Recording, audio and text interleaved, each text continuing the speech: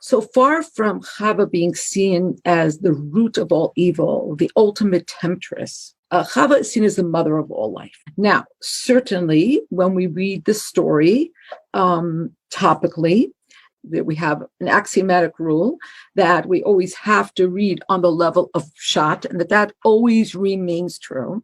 But it's not mutually exclusive from understanding the deeper strata of this story, and in fact, every word of the Torah that can be understood on at least 70 different levels in 70 different ways.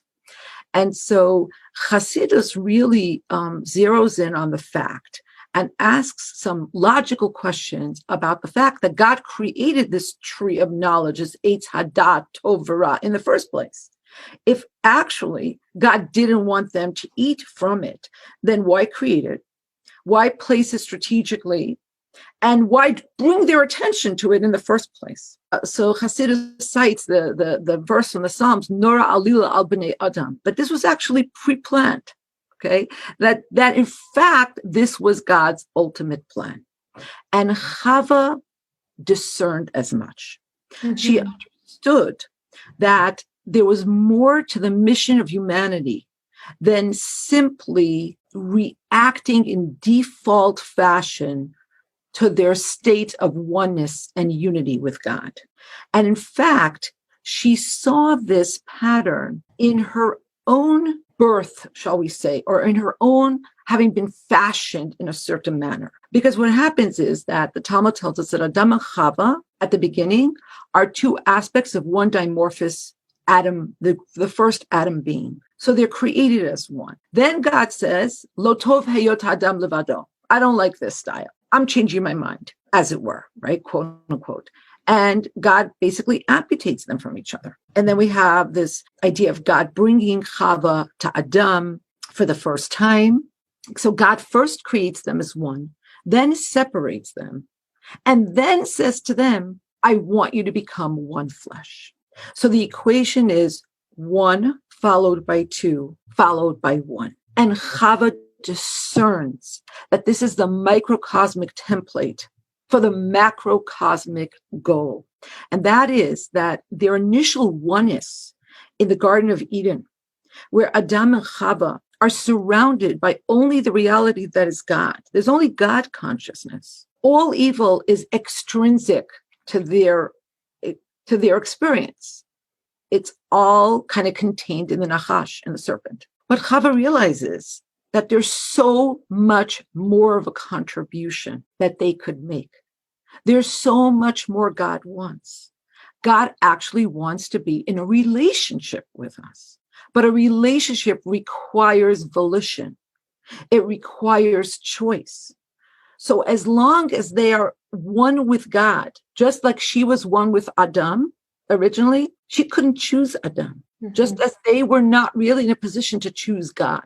Only by eating of the Eitz Hadat, which, yes, created a great rupture. It changed everything because now their God consciousness was eclipsed by the consciousness of the self. And that's what Hasidus explains Da'at really means. Consciousness of the self, or said differently, the way in which everything we experience, everything we learn, everything we interface with becomes part and parcel of who we are. It's funneled through our psyche. It's funneled through our emotions. It's funneled through our experience. So now there's a fragility to our life. We become mortal. Childbearing and work would become fraught with pain and tension. At the same time, simultaneous with our new fragility comes a completely new strength. And that is our ability to arch upward of our own volition to embrace God and to become one flesh, as it were. And so Chava, far from being the villain, is the hero. She understands this, and she gives Adam to eat as well. She understands the ultimate plan, the unfurling of history. It's not so much about the physical senses, much as that sense of self and the ability to see both God and something other, as it were, which creates the tension and the ability to choose. creates a true relationship, not one that is superimposed, not one that is foisted from above, but one that is chosen organically. And that's what we've been doing ever since. We've been slowly through our laborious spiritual overtures, choosing God little by little, recreating the Garden of Eden, which will only be revealed in all of its splendor in the Messianic time. But this will be a garden that we created rather than a garden that God put us in that we were just told to watch over. The Shekhinah was kind of catapulted upward because of this event. Mm-hmm. And we've been doing the work of homecoming for a long time. It's a reciprocal work over time. And this reciprocity is what Chava was after. I mean, this is the most, I think, audacious Jewish theological idea that the human being, a finite being, here today, gone tomorrow, so transient and ephemeral, could actually affect the eternal, omniscient, omnipresent creator of the universe. And understanding what a privilege that is, that's what it's all about.